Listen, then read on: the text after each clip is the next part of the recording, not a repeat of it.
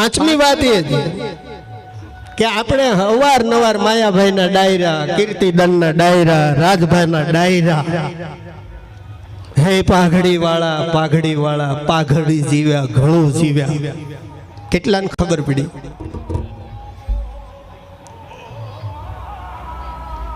હે પાઘડી વાળા પાઘડી જીવ્યા ઘણું જીવ્યા, આમાં કેટલાને ખબર પડી?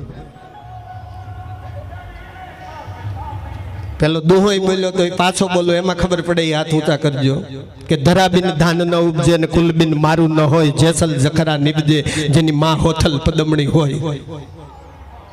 કેટલાને ખબર પડી? નહીં, અમુક વડીલો હશે એને ખબર હશે કે હું કહેવા માંગે. ધરાબીન ધાન ન ઉપજે, ધરતી ન હોય તો ધાન ક્યાંથી પાકે? એમ એવી સુરવીર માતાઓનું પેટ ન હોય તો જેસલ જાડેજા જેવા શિવાજી જેવા દીકરા ન પાકે. શિવાજી જ્યારે લડવા ગયો ને ત્યારે એમની માં જીજાબાઈ, ટૂંકમાં કહી દો કહાની તો ખૂબ લાંબી છે, એના હાલરડામાં એને સુરવીરતા પાઈ હતી. અને છેલ્લે જીજાબાઈએ શિવાજીના કોઠામાં દૂધની હારે ઝેરના ટીપા આપ્યા હતા. ત્યારે બાયુ, એના પરિવારની બાયુ એમ કીધું કે તું કોઈ માં જો કે કાળ, તું તારા છોકરાને ઝેર પીવડાવે છે. ત્યારે જીજાબાઈએ જે જવાબ આપ્યો હતો ને એ આપણે સાંભળવા જેવો છે કે બાયુ તમને શું ખબર પડે?